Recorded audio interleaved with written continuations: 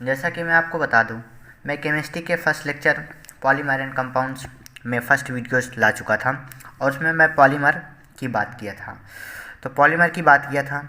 अब हम उससे थोड़ा सेकंड टॉपिक की ओर चलते हैं और जो जो क्वेश्चन इंपॉर्टेंट है मैं वही पढ़ाऊँगा और आपको वही बताऊँगा बस, क्योंकि मुझे ज़्यादा बताना अच्छा नहीं लगता और ज़्यादा किसी को भ्रमित में करना पसंद नहीं है। तो आइए हम आपका टाइम ना लेते हुए जल्दी से बता देते हैं कि इसमें और क्या क्वेश्चन मेन है। अब इसमें क्या क्वेश्चन है मेन है, योगात्मक बहुलक, एडिशन पॉलीमर्स। तो आइए इसको हम पढ़ते हैं। कह रहा है जब एक लक आपस में जुड़कर बहुलक श्रृंखला का निर्माण करते हैं तो इसे योगात्मक बहुलक कहते हैं। कह रहा है जब एक लक आपस में जुड़कर बहुलक श्रृंखला का निर्माण करते हैं तो इसे योगात्मक बहुलीकरण कहते हैं। तो दोस्तों इसे समझिए आप एकदम अच्छे लैंग्वेज में। तो कह रहा है जब एक लक, तो क्या कह रहा है, जब एक लक, तो एक लक तो बोले दोस्तों तो मोनोमर। क्या कह रहा है, जब मोनोमर मिलकर आपस में कोई श्रृंखला बनाता है तो दोस्त वही बात आई कि n into monomer equal to polymer हुआ ना। तो आइए मैं आपको अच्छे से एक्सप्लेन करता हूँ। तो योगात्मक बहुलक में आपको डिफिनेशन देना है कि जब कई मोनोमर मिलकर आपस में कोई श्रृंखला का निर्माण करते हैं, जब कोई मोनोमर आपस में श्रृंखला का निर्माण करते हैं तो उसे योगात्मक बहुलीकरण कहते हैं। तो इसका एक इक्वेशन दे देना, यन एथीन चेंज टू पॉलीथीन। ये आप लोग दे के चले आना और यही एग्जाम्पल लिख देना, यन एथीन इक्वल टू पॉलीथीन। ठीक है। तो आइए हम आपका टाइम न लेते हुए अब बताते हैं कंडेंसर पॉलीमर क्या है, संघनन बहुलक क्या है। दूसरी बात आती है संघनन बहुलक क्या है। तो संघनन बहुलक में हमें कैसे लिखना है तो भी हम आपको बता दे रहे हैं। क्या था इसमें, क्या था, एक लक, इसमें मोनोमर की बात किया गया था इसमें। तो हमारा जो क्या था, एडिशन पॉलीमर में हमारा किसकी जब बात किया गया, मोनोमर की। किसकी बात किया गया, मोनोमर की। ठीक है दोस्तों, तो इसमें क्या किया गया, मोनोमर की। जब मोनोमर आपस मिलते हैं n टाइम तक पॉलीथीन बनता है, इसे क्या कहें, योगात्मक बहुलक। लेकिन अब संघनन बहुलक क्या चीज़ है ये देखिए। संघनन बहुलक में ये बोलता है कि ऐसा बहुलक जिनमें दो या दो से अधिक मोनोमर मिलकर, ऐसा बहुलक जिनमें दो या दो से अधिक मोनोमर मिलकर आपस में श्रृंखला बनाते हैं उसे संघनन बहुलक कहते हैं। दोस्तों फिर से सुन लीजिए, ऐसा बहुलक जिसमें दो या दो से अधिक मोनोमर मिलते हैं उसे संघनन बहुलक कहते हैं। एग्जाम्पल में लिख देना, केवल एग्जाम्पल में, ज़्यादा नहीं याद होगा तो आप लोग एग्जाम्पल में लिख के चले आना, नायलॉन 6,6, नायलॉन 6,6। तो आइए और आगे क्वेश्चन की तरफ हम चलते हैं। अब बताते हैं कि संघनन बहुलक और योगात्मक बहुलक में अंतर क्या है। ये क्वेश्चन इंपॉर्टेंट है, ये पूछा भी जाता है। देखो दोस्तों, तो मैं आपको बता दूं योगात्मक बहुलक संघनन बहुलक में अंतर, 4 अंतर पूछता है। तो आपको बस 4 ही अंतर लिख के आना है और कोई ज़्यादा अंतर नहीं लिख के आने हैं, क्योंकि आप लोगों के पास भी टाइम कम रहेगा और आप लोग माइंड फ्रेश बिल्कुल पेपर देना है, कोई तनाव में नहीं। ठीक है, बिल्कुल टेंशन लेना ही नहीं है। तो आइए हम देखते हैं योगात्मक बहुलक और संघनन बहुलक में डिफरेंस क्या है। ठीक है, तो पहला कह रहा है ये असंतृप्त एकलकों से बने होते हैं। क्या कह रहा है, ये असंतृप्त एकलकों से बने। तो दोस्तों हम ये सब छोड़ो, पहले हम आपको क्या बताए थे, योगात्मक में क्या लिखना है, ये कई मोनोमर से मिलकर बने होते हैं। देखो एक मैं आपको बता दे रहा हूँ, सही से अच्छे से देख लो। क्या है कि योगात्मक हो गया, संघनन हो गया। ठीक दोस्तों, तो इसमें लिखना है ये कई मोनोमर से मिलकर बने होते हैं। इसमें लिखना है ये दो या दो से अधिक मोनोमर से मिलकर बने होते हैं। इसमें लिखना है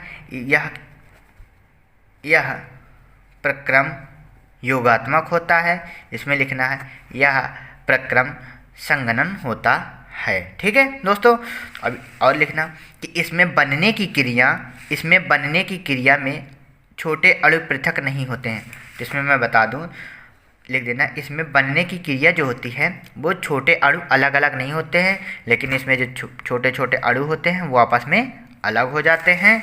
और लास्ट में मैं आपको बता दूं, इसमें ये लिख देना कि इसमें n into monomer equal to polythene होता है, इसमें बस इतना लिख देना, नायलॉन 6 होता है। बस दोस्तों मैं आपको 4 बता दिया, अच्छे से ध्यान से समझो तो ठीक है दोस्तों।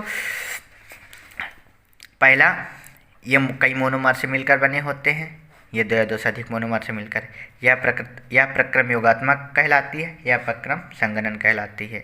यह छोटे छोटे अणु जो होते हैं आपस में अलग नहीं होते, इनमें छोटे छोटे अणु आपस में अलग हो जाते हैं। इनमें ये भी एक लिख सकते हैं, इसमें टाइम ज़्यादा लगता है, इसमें कम टाइम लगता है। इसमें यानी इंटू मोनोमर होता है, इसमें क्या होता है, नायलॉन 6 होता है। ठीक है दोस्तों, तो आइए हम अगला टॉपिक देखते हैं।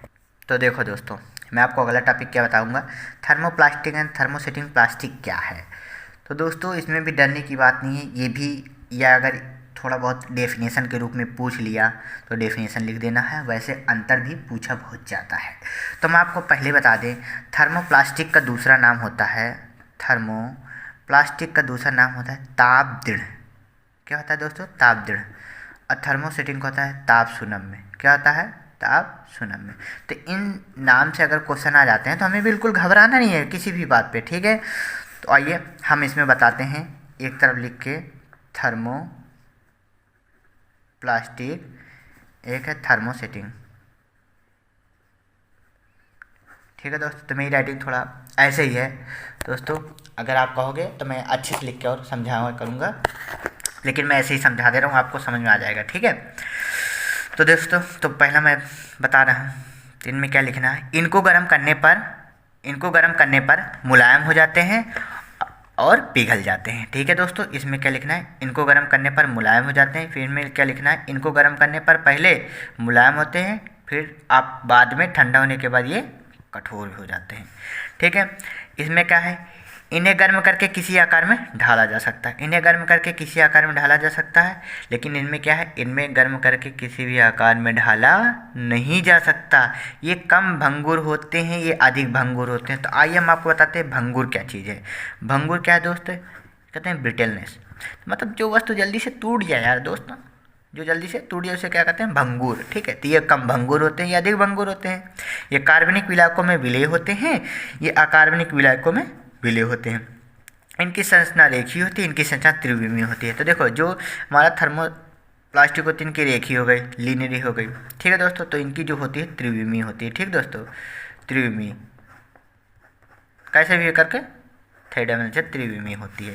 इनका निर्माण योगात्मक बहुलीकरण के द्वारा, इनका संगणन बहुलीकरण। अब देख लो, योगात्मक बहुलीकरण संगणन बहुलीकरण का एक डिफरेंस और मिल गया। उसमें योगात्मक बहुलीकरण में लिख देना चाहिए तुम्हें कि योगात्मक बहुलीकरण में ताप दृढ़ होता है, संगणन बहुलीकरण में ताप सुनम्य होता है। तो दोस्तों एक दूसरे से सब कन्वर्ट हैं। ठीक है दोस्तों, तो आइए हम अगला क्वेश्चन ध्यान देते हैं दोस्तों।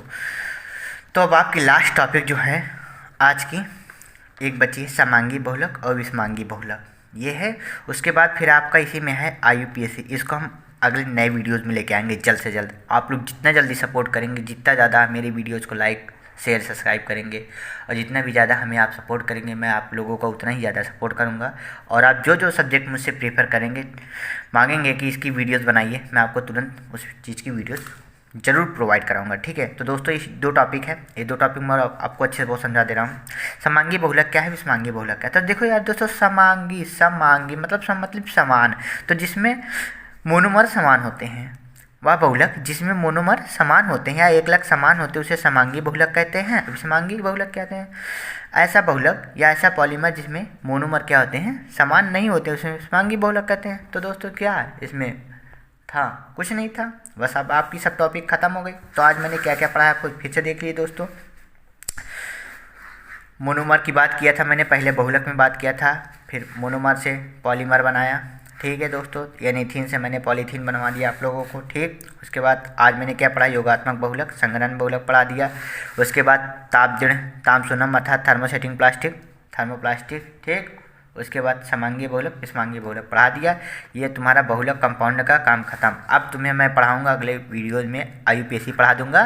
तो आपकी इस चैप्टर से कोई क्वेश्चन नहीं पढ़ना है, मैं जितना पढ़ा दी हूँ बस इतना ही पढ़ के जाना है और आपको एग्ज़ाम दे के चले आना है बेफिक्र होकर। ठीक है दोस्तों, तो आप लोग ज़्यादा से ज़्यादा मेरे वीडियोज़ को देखिए। थैंक यू दोस्त।